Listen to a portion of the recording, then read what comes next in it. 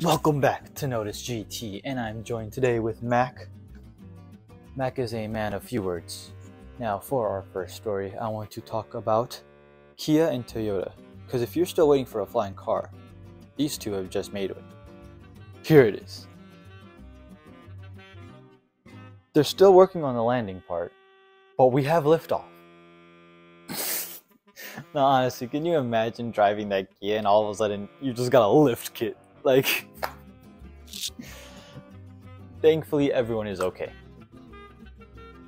For our next story, I'm sure we all know about the Supra, and I have some exciting news because I think Toyota is about to give it a younger brother.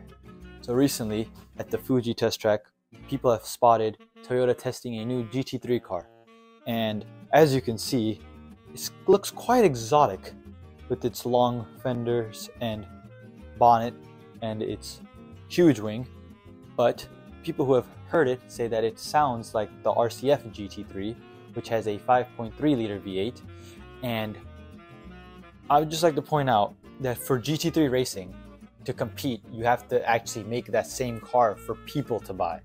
So this means that Toyota is developing a V8 sports car. Meanwhile, Dodge decided to go electric. But honestly, I'm really excited for this thing because this is going to be Toyota's answer to the NSX. Another reason why I love Toyota is because recently they just gave away a brand new Highlander bronze hybrid to a man who lost his Highlander in Hurricane Ian. And the reason they did it is because his specific Highlander had 1 million miles on it. Here's the man. He bought this thing in 2006, and I mean, it's his work truck. I mean, look at it. Like,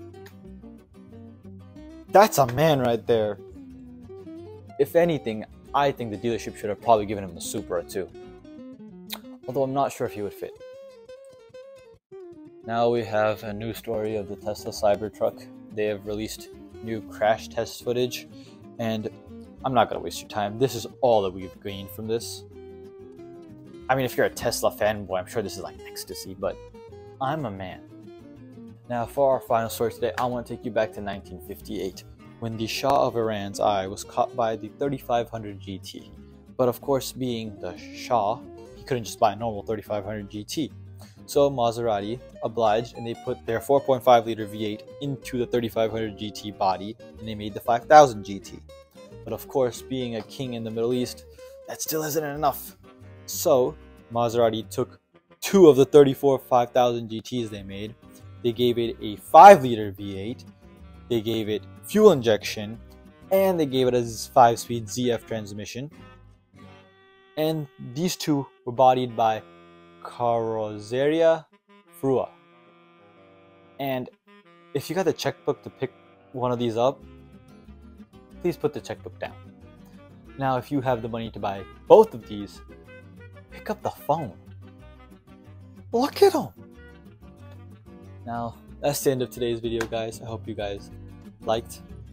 If you did like it, then hit the like button. Please comment, subscribe, and share. Peace.